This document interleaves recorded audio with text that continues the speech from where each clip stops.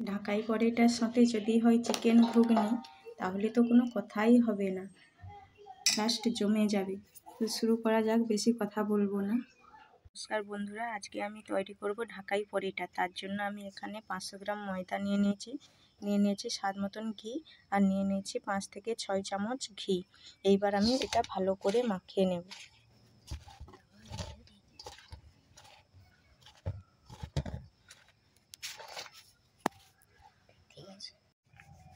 এইভাবে ভালো করে 2 হাত দিয়ে তোমাদেরকে ময়ামটা দিয়ে দিতে হবে, যাতে ঘিটা সব ময়দার সাথে ভালোভাবে মিশে যায়। তো আমার ময়দাটা ভালো করে ময়াম দেওয়া হয়ে গেছে। এবার আমি অল্প অল্প করে জল দিয়ে ভালো করে মেখে নেব।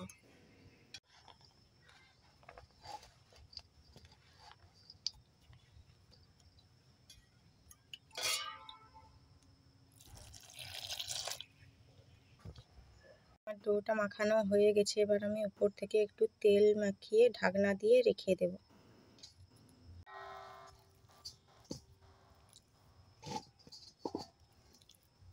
এবার আমি একটা বাটার তৈরি করে নেব। তার জন্য এই যে আমি বাটি নিয়ে নিয়েছি, আর নিয়ে নিচ্ছি এই যে সাদা তেল, আর নিয়ে নেব কর্নফ্লাওয়ার।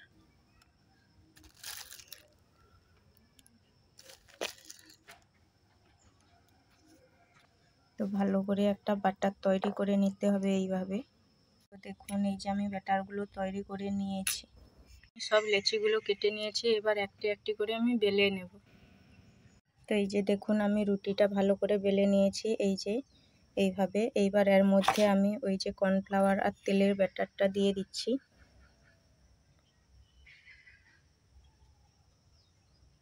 দিয়ে এবার আমি ভালো করে মেখে নেব। এইভাবে ভালো করে পুরোটাই তোমাদেরকে মাখিয়ে নিতে হবে। এইবার একটা ছুরির সাহায্যে আমি এই যে কেটে নিচ্ছি। এইবার আমি এইভাবে ভালো করে মুড়ে নেব।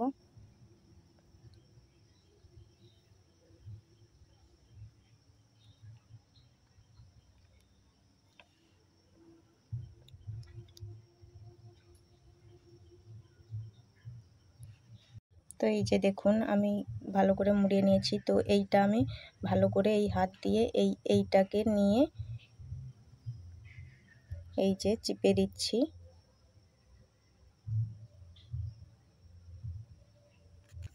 আর পিছনের এই সুংটা আমি এবার কেটে দেব। তো দেখুন কত সুন্দর ভাঁজ ভাঁজ হয়েছে। তো এর মধ্যে আমি এবার তেল দিয়ে দেব অল্প একটু। এই যে আমি তেল দিয়ে দিয়েছি। তো এইভাবেই আমি সবগুলো লেচি বেলে নেব। দেখুন, এই যে আমি সবগুলো শেপ দিয়ে দিয়েছি। এবার আমি একটা একটা করে বেলে নেব এবং ভেজে নেব। এটা সাথে সাথে বেলেই ভাজতে হবে। তো আমি এবার একটা বেলে আপনাদের দেখিয়ে দিই। এই যে এই উপরটা চাপ দিতে হবে আপনাদের, দিয়ে এবার হালকা হাতে আপনাদেরকে বেলতে হবে। এই মাঝখানটা বেশি চাপ দেওয়া যাবে না, এই সাইডগুলোকে আপনাদেরকে ভালো করে বেলতে হবে। এই মাঝখানটা হালকা হাতে আপনাদের বেলতে হবে। তো এই যে আমি দেখুন একটা একটা করে বেলে নিচ্ছি। তো এই মাঝখানটা আপনাদেরকে হালকাভাবেই বেলতে হবে। তো এই যে দেখুন,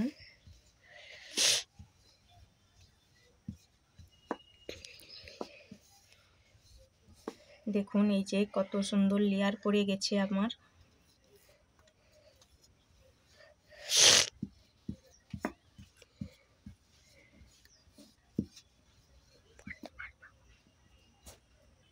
এই যে দেখুন, তো আমার একটা এই যে পরোটা বেলা হয়ে গেছে। এবার আমি ভাজতে চলে যাব। এইভাবে আমি বাদবাকি পরোটাগুলো বেলে নেব। তো এই যে আমি কড়াইটা বসিয়ে দিয়েছি। তো কড়াইটা গরম হয়ে গেছে। এবার কড়াইয়ের মধ্যে আমি দিয়ে দিচ্ছি তেল। তো অনেকটা পরিমাণ তেল দিতে হবে আপনাদেরকে। তেলটা বেশ গরম হয়ে গেছে। এবার আমি পরোটাগুলো দিয়ে দিচ্ছি।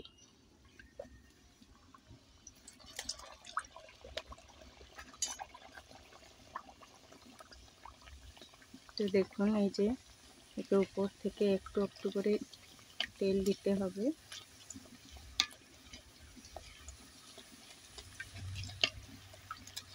এই যে দেখুন কত সুন্দর হচ্ছে।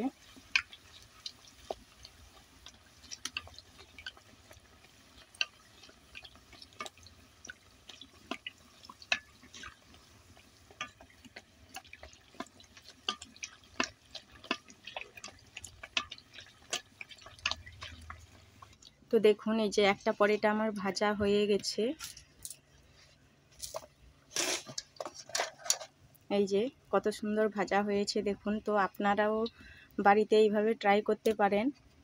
আপনাদেরকে আমি আরও একটা দেখিয়ে দিচ্ছি।